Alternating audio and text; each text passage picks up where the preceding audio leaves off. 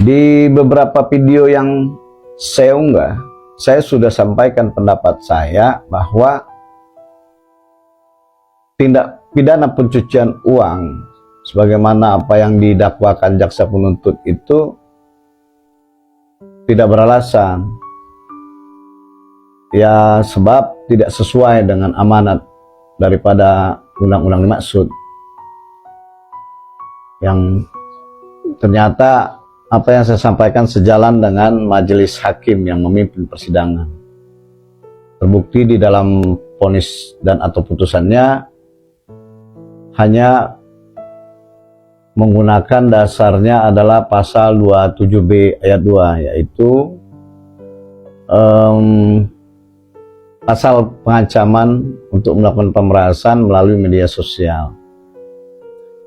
Nah, ini pun juga masih menjadi pertanyaan besar bagi saya, sebab di dalam bukti yang disajikan oleh jaksa penuntut di persidangan itu, yang salah satunya adalah percakapan antara asisten pribadinya Nikita Mirzani dengan si dokter RG ya, sebagai pelapor dan atau korban dalam perkara ini.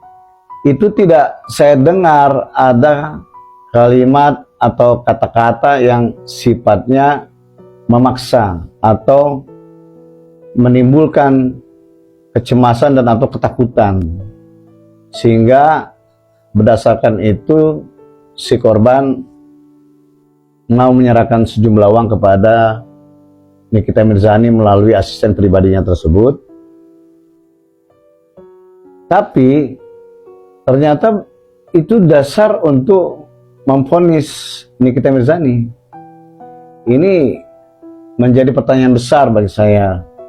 Kenapa hal yang tidak dapat dibuktikan oleh jaksa bahwa adanya unsur memaksa, kemudian yang dapat menimbulkan ketakutan dan rasa khawatir, itu menjadi dasar untuk memvonis seseorang atau memvonis Nikita Mirzani. Sebab di dalam percakapan itu mereka sangat santai, tidak terdengar ada kalimat-kalimat yang sifatnya itu memaksa sebagaimana yang saya maksud. Bahkan dari korban pun yang aktif saya dengar itu meminta bantuan kepada si saudara Mail ya. Ini yang membuat saya bertanya-tanya. Dan kalaupun yang menjadi dasarnya untuk membuka aib dan atau mencemarkan nama baik itu sudah tersebar dan sudah ada pihak yang membuka produk kosmetik yang diduga adalah produk yang tidak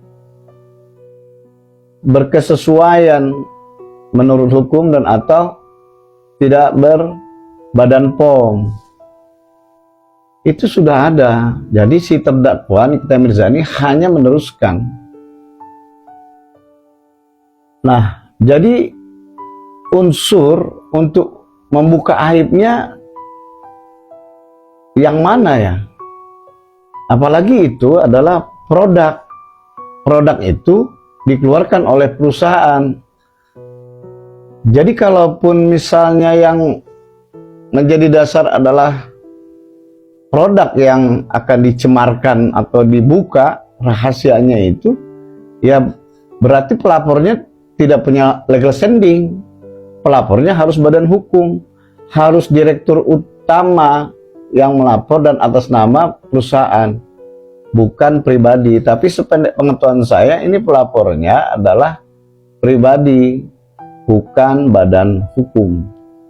Jadi tanpa mengurangi rasa hormat saya kepada majelis hakim yang telah memvonis ini, saya kira pihak Nikita Mirzani dan atau kuasanya sudah harus menyikapi ini secara serius untuk mengambil langkah-langkah lanjutan dalam rangka melakukan pembelaan kepada Nikita Mirzani yang di dalam pendapat saya seharusnya divonis bebas karena apa yang didakwa oleh jaksa penuntut ternyata dalam persidangan tidak dapat dibuktikan. Demikian, salam.